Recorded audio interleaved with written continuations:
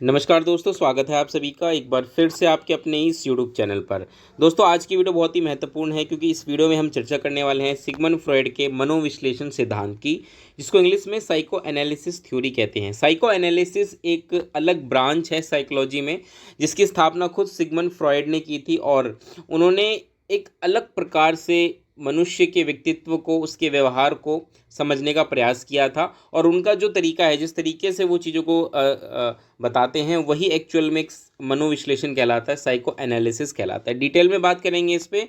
कुछ महत्वपूर्ण चीज़ें जो हम पढ़ने वाले हैं कि भाई मन के कितने स्तर होते हैं, जैसे चेतन, अर्धचेतन और अचेतन, कॉन्शियस, सबकॉन्शियस, अनकॉन्शियस माइंड, इस पर भी हम बात करेंगे। साथ के साथ इन्होंने व्यक्तित्व को समझने के लिए 3 महत्वपूर्ण तत्व बताए थे, जिसको कि इद, अहम, पराहम, यानी कि इड, ईगो, सुपर ईगो कहा जाता है इंग्लिश में।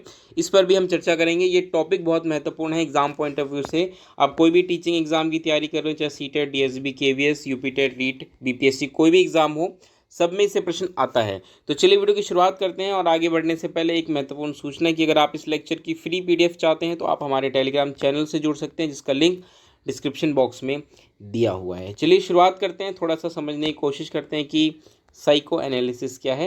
देखिए, सिगमंड फ्रॉइड ने 1856 से लेकर 1939 के बीच, जो कि एक प्रसिद्ध ऑस्ट्रियाई मनोवैज्ञानिक थे, जिन्होंने मानव मन और व्यक्तित्व के विकास को समझाने के लिए मनोविश्लेषण सिद्धांत की स्थापना की थी।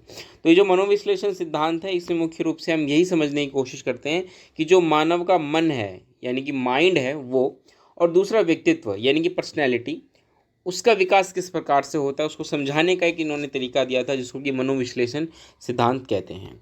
अगर हम बात करें कि मन की संरचना, जो ये साइको एनालिसिस थ्योरी है, मनोविश्लेषण सिद्धांत है, इसमें अगर हम मन की संरचना की बात करें तो इन्होंने मुख्य रूप से क्या किया था कि मानव मन को 3 स्तर में बांटा था। फॉर एग्जाम्पल मान के चलिए,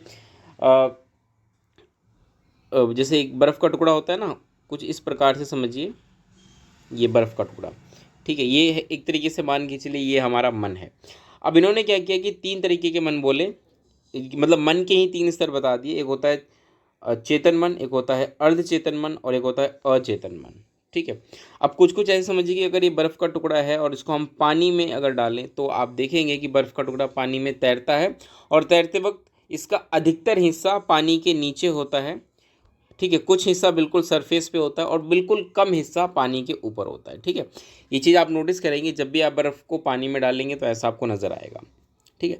अब होता क्या है कि देखिए, जिस प्रकार से बर्फ़ का टुकड़ा है, इसका अधिकतर हिस्सा जो नीचे डूबा हुआ है पानी में, वही है हमारा अर्धचेतन मन।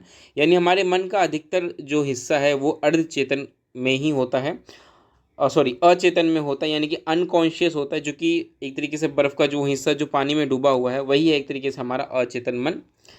अगला है अर्धचेतन, यानी कि सब कॉन्शियस माइंड, जो कि बिल्कुल लेवल पे है, पानी के लेवल पे को जो टच कर रहा है, जिस प्रकार से बर्फ़ का हिस्सा, ये वो है। और अचेतन मन यानी कि कॉन्शियस माइंड, जो कि ऊपर है, बर्फ़ का वो हिस्सा जो पानी के ऊपर है। अब थोड़ा सा इसको हम और बेहतर तरीके से समझने की कोशिश करते हैं। जिस प्रकार से मैंने अभी बात की कि अगर ये बर्फ़ का जैसे टुकड़ा है और ये इस प्रकार से पानी में इसका अधिकतर हिस्सा डूबा हुआ है, ठीक है। इसको मैं थोड़ा और अच्छे से बनाता हूँ, ठीक है। इसका अधिकतर हिस्सा जो है वो पानी में डूबा हुआ है। अब इसी प्रकार से हमारा अचेतन मन होता है। हमारा जो मन है, जो अभी कुछ हमारे मन के अंदर है, बहुत सारी इन्फॉर्मेशन, बहुत सारी चीज़ें होती हैं हमारे मन में, होती हैं बहुत सारे विचार हमारे मन में होते हैं। तो उस वो क्या होता है कि वो 3 स्तरों में होते हैं। एक अचेतन मन में होता है। अचेतन मन का मतलब ये है कि ऐसी इन्फॉर्मेशन, ऐसी चीज़ें जो आपके दिमाग में चली गई हैं और वो आपको भी नहीं पता। वहीं अर्धचेतन में ऐसी चीज़ें जो कि आपको काफ़ी हद तक पता है, कुछ कुछ आप भूल रहे हैं, लेकिन कुछ कुछ पता है आपको, ठीक है। और चेतन मन का मतलब जो आपको एग्जैक्टली याद है, भी जो जो चीज़ें आपको एग्जैक्टली याद है वो सब कुछ आपके चेतन मन में आ जाएंगी। एक एक करके हम डिटेल में समझते हैं। देखिए, चेतन मन का मतलब, जैसे मैंने आपको बताया, कि वो हिस्सा जिससे हम सीधे सीधे परिचित है, जो हमें पता है कि क्या कुछ हो रहा है। जैसे कि आप इस समय जो पढ़ रहे हैं वो सब आपके अभी चेतन मन में है, आपको एज अभी वो सारी चीज़ें याद हैं।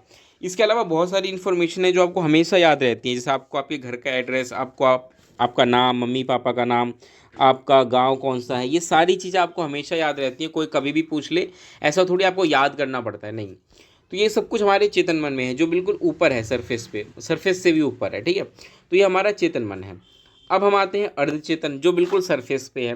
मतलब ये वो भाग है जो चेतन और अचेतन के बीच की कड़ी का काम करता है, और उसमें वो विचार आते हैं जो सामान्यतः चेतन में नहीं रहते लेकिन आवश्यकता पड़ने पर स्मरण किए जाते हैं। मतलब ऐसी चीज़ जो आपको याद नहीं है, मतलब कुछ कुछ आप भूल गए हैं, और जब जरूरत पड़ेगी तो आप उसको याद कर लेंगे और वापस से चीज़ें आपको पता चल जाएंगी। उदाहरण के लिए, आपका कोई पुराना फ़ोन नंबर है जिसे आप कभी यूज़ करते थे तो चेतन में था, लेकिन अब यूज़ नहीं कर रहे तो भूल चुके हैं। लेकिन अचानक से कोई दोस्त आपका मिला और आपको कहता है कि आपका एक पुराना नंबर मेरे पास था, तो आप उस पुराने नंबर को फिर सोचेंगे कि यार कौन सा था। आपको हो सकता है कि 2-3 सेकंड के लिए याद ना आए, लेकिन उसके बाद तुरंत याद आ जाए, ठीक है, कि हाँ हाँ मेरे पास एक नंबर था। तो ये जो आपने इन्फॉर्मेशन, आपने जो मतलब थोड़ा भूल गए थे, आपने कोशिश की, याद की, और फिर अचानक से आपके दिमाग में आ गई, तो वो कहलाता है हमारा अर्धचेतन मन में। और काफ़ी चीज़ें हमारे अर्धचेतन मन में चली जाती हैं। अगला है अचेतन, यानी कि अनकॉन्शियस माइंड, जो कि हमारे मन का सबसे बड़ा हिस्सा है। बहुत सारी हमारी जो विचार हैं, भावनाएं हैं, इच्छाएं हैं, वो सब इसमें शामिल होती है, जिन्हें हम दबा देते हैं। क्यों दबा देते हैं? क्योंकि समाज के अनुसार सही नहीं मानी जाती। वो भी होती हैं, साथ के साथ बहुत सारी ऐसी चीज़ें जो हम हमारे साथ घटित हुई और हम भूल गए, वो सब कुछ इसमें आती हैं। कई बार हम जानबूझ करके भुलाते हैं और कई बार हम स्वतः स्वाभाविक रूप से भूल जाते हैं। ठीक है, मान के चलिए आपके साथ कोई बुरा एक्सपीरियंस हो, कोई आपके साथ कोई गलत दुर्घटना हो गई या कुछ ऐसा हो गया जिसको आप याद नहीं रखना चाहते, तो वो भी आपके कहाँ चला जाएगा? अनकॉन्शियस माइंड में चला जाएगा। और याद रखिएगा, क्योंकि ये काफ़ी बड़ा हिस्सा होता है हमारे मन का, इसलिए ये हमारे व्यवहार को गहराई से प्रभावित करता है। उदाहरण, किसी व्यक्ति के बचपन की मान के चलिए कोई दर्दनाक घटना है जो वो भूल चुका है, लेकिन उसका प्रभाव उसके वर्तमान व्यवहार पर होता है। फॉर एग्जाम्पल, मान के चलिए कि वो कोई बच्चा जो कभी तालाब में नहा रहा था और अचानक से उसके साथ एक घटना हुई जिसमें वो डूबते डूबते बच गया पानी में। तो अब क्या है, वो उस घटना को याद नहीं रखना चाहता, उसको भुला देता है, तो उसको अर्धचेतन मन में डाल देता है। लेकिन कभी भी जब वो तालाब देखता है या जब भी वो पानी में उतरता है, तो उसके मन में वो डर वापस आ जाता है।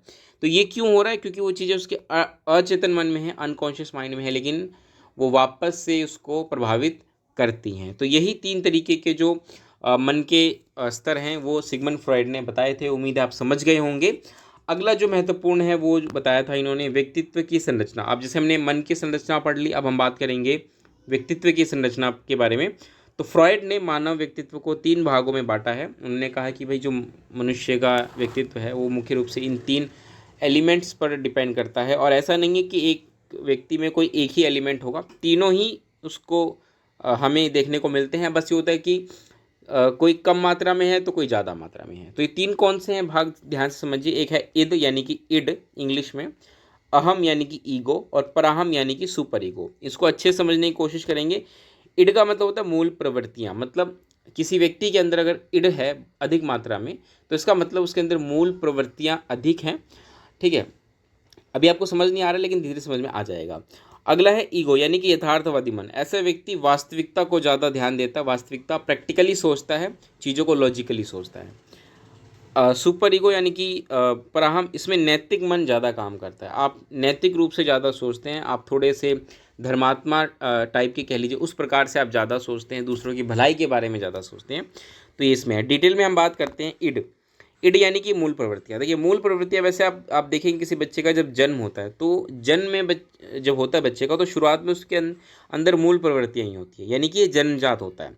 अब मूल प्रवृत्तियाँ क्या है? मूल प्रवृत्तियाँ मतलब ऐसी चीज़ जिसकी वजह से वो व्यवहार कर रहा है। फॉर एग्जाम्पल, एक छोटे बच्चे के अंदर भूख एक मूल प्रवृत्ति है, जिसकी वजह से वो रोता है कि भाई मुझे भूख लगी है, और माँ उसको दूध पिलाती है तो वो शांत हो जाता है। इसी प्रकार से चूसना, सकिंग, एक मूल प्रवृत्ति है जिसके द्वारा वो अपनी इच्छाओं की पूर्ति करता है। ठीक है, तो ऐसे ही बहुत सारी मूल प्रवृत्तियां छोटे बच्चे में होती हैं। प्यार, माँ का प्यार हो गया, ये सब मूल प्रवृत्तियां हैं जो कि बच्चे में होती हैं। और ध्यान रखिएगा, मूल प्रवृत्तियों का संबंध तत्काल सुख से होता है, प्लेजर प्रिंसिपल। मतलब कि अगर उसको किसी चीज़ की आवश्यकता है तो तुरंत उसको चाहिए। उसको अगर वो चीज़ नहीं मिली, उसको संतुष्टि नहीं मिली, तो वो परेशान हो जाएगा। ठीक है, तो ऐसे में क्या होता है कि मूल प्रवृत्तियों की पूर्ति के लिए जो बालक है, आप देखेंगे छोटे बालक अपनी मूल प्रवृत्तियां हैं उनकी पूर्ति के लिए अनैतिक व्यवहार बहुत करते हैं, क्योंकि उस शुरुआत में उनमें इतनी समझ थोड़ी होती कि भाई क्या नैतिक है क्या अनैतिक है। तो वो अनैतिक व्यवहार बहुत करते हैं, और इसका कारण ये होता है कि उनकी मूल प्रवृत्तियां उनसे करवाती हैं, और वो बिना सोचे समझे कि भाई ये सामाजिक रूप से सही है या गलत है, वो व्यवहार कर देते हैं। फॉर एग्ज़ाम्पल, मान के चलिए कि अगर किसी बच्चे को भूख लगी है, तो वो बहुत तेज़ तेज़ रोने लगेगा कि भाई मुझे खाना दो, मुझे भूख लगी है। ये सोचे बिना कि भाई घर में आसपास वो घर में है या बाहर है, उससे उसको कोई फ़र्क नहीं पड़ता। ये दिखाता है कि भाई प्लेजर प्रिंसिपल, उसको वो चीज़ चाहिए तो चाहिए, उसकी मूल आवश्यकता है, मूल प्रवृत्ति है, उसकी पूर्ति उसको करनी पड़ेगी। इसके अलावा जो मूल प्रवृत्ति होती है भूख, जैसा कि मैंने एक एग्जाम्पल दिया वो, इसके अलावा और भी जैसे प्यास, यौन इच्छाएं, आक्रामकता, इन जैसी प्रवृत्तियों को नियंत्रित करता है, इससे इसका संबंध होता है। ठीक है, तो ये तो हम बच्चे के रूप में सोच रहे हैं, ये बड़ों में भी होता है। ठीक है, बड़ों में भी होता है। जैसे कि मान के चलो, अगर आपने देखा हो कि अक्सर जो लोग कुछ होते हैं ना, इस टाइप के जो बदमाश टाइप के जो होते हैं, ठीक है, या जो गैंगस्टर टाइप के होते हैं, इस टाइप के जो लोग होते हैं ना, जो दूसरों को मारते हैं, पीटते हैं, ठीक है, ये सब क्या है, ये सब क्या दिखाता है? ये दिखाता है कि भाई इनके अंदर इड यानी कि मूल प्रवृत्तियों का अभी भी प्रभाव ज़्यादा है। ऐसे लोग जो होते हैं ना, जो बदमाश टाइप के होते हैं, गुंडे टाइप के होते हैं, इनको अगर कोई चीज़ चाहिए तो तुरंत चाहिए। मतलब अगर भूख लगी है तो भाई वो खाना उनको चाहिए, और खाने के लिए पैसा चाहिए, तो पैसे के लिए वो कुछ भी करेंगे। किसी को मारना हो मार तक देंगे, ठीक है भाई, हत्या करनी हो हत्या तक कर देंगे, क्योंकि भाई पैसों की ज़रूरत है और पैसे से फिर वो खाना खाएंगे।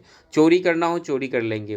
क्यों? क्योंकि भाई मूल प्रवृत्तियों की पूर्ति के लिए ये सब चीज़ें कर रहे हैं। तो दारू, शराब, ये सब, सिगरेट, ये सब जो नशे होते हैं, ये एक तरीके से मूल प्रवृत्तियाँ इनकी बन जाती हैं, और इनकी पूर्ति के लिए ये कुछ भी कर गुजरते हैं, बिना सोचे समझे कि भाई सामाजिक रूप से सही है या गलत है।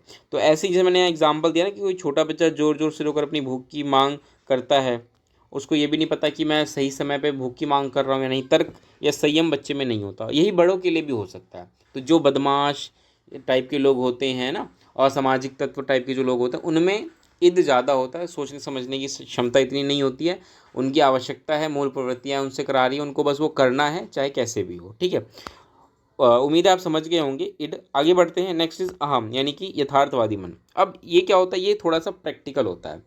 इसको पता है कि भाई मेरी कुछ आवश्यकताएं हैं और उसकी मुझे पूर्ति करनी है, लेकिन वो थोड़ा सा प्रैक्टिकली सोचता है कि भाई ठीक है, अगर मुझे भूख लगी है तो मैं काम धंधा करूँगा, कुछ मेहनत करूँगा तो पैसे कमाऊँगा। ठीक है, या अभी पैसे नहीं है तो किसी से ले लेता हूँ, काम मेहनत करके वापस उसको मैं पैसे लौटा दूंगा। तो कुछ ना कुछ वो संतुलन बनाने की कोशिश करेगा, दिमाग लगाएगा, प्रैक्टिकली सोचेगा। तो जिनमें ईगो होता है, ये एक तरीके से तर्क संगत भाग होता है, और ये ईद और सुपर ईगो के बीच संतुलन बनाने का कार्य करता है। सुपर ईगो आप समझेंगे तो आपको अच्छे से समझ में आ जाएगा। अभी ये रियलिटी प्रिंसिपल के आधार पर फैसले लेते हैं कि भाई रियलिटी क्या है, प्रैक्टिकली क्या है। ठीक है, सामाजिक रूप से वो नियमों को मानते हैं, सब कुछ मानते हैं, और उसी के आधार पर वो चीज़ें करते हैं।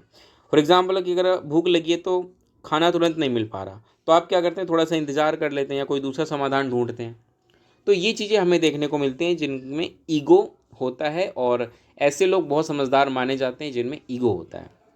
नेक्स्ट, अब देखिए, ईगो का अक्सर अगर आप देखें ना, तो आम भाषा में ईगो का अर्थ कुछ और लिया जाता है, लेकिन सिगमंड फ्रॉइड ने जो ईगो समझाया वो कुछ और था। उम्मीद है आप समझ गए होंगे। जनरली अगर आप देखें तो अगर हम कहें भैया इसमें ईगो है, मतलब घमंडी टाइप का हम समझ लेते हैं, ये आम भाषा है। लेकिन साइकोलॉजी में, सिगमंड फ्रॉइड की थ्योरी में जो उन्होंने ईगो को समझाया वो कुछ और है। ठीक है, उम्मीद है आप समझ गए होंगे। चलिए आगे बढ़ते हैं। नेक्स्ट इज पराहम, यानी कि सुपर ईगो, इसको हम बोलते हैं नैतिक मन। और इसमें क्या होता है कि व्यक्ति अधिकतर निर्णय नैतिक रूप से सोच करके लेता है।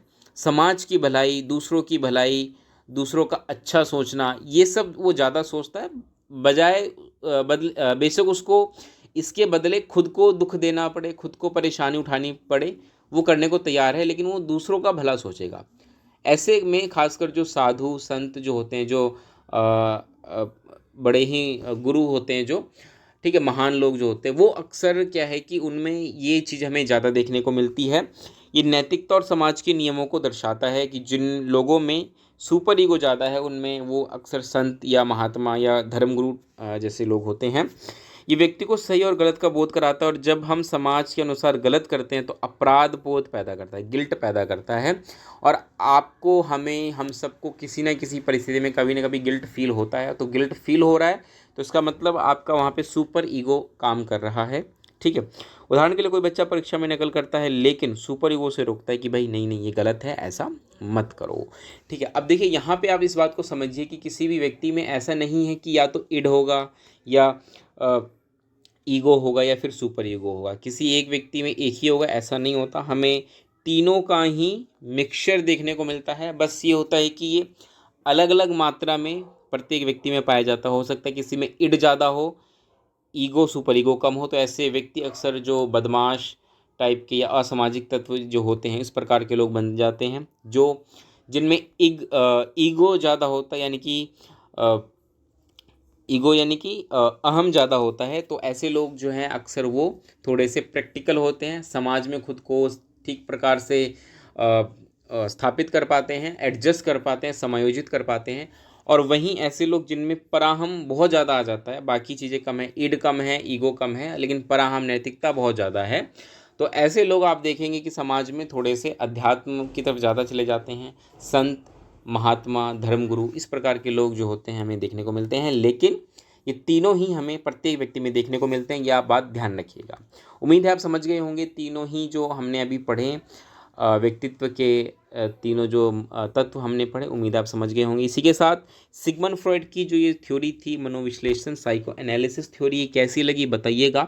इस वीडियो को इतना ही रखते हैं, लेकिन जाने से पहले रिक्वेस्ट है कि अगर वीडियो पसंद आई तो लाइक ज़रूर कर दीजिएगा। मिलेंगे अगली वीडियो में दोस्तों, इस वीडियो में इतना ही, तब तक के लिए नमस्कार, धन्यवाद।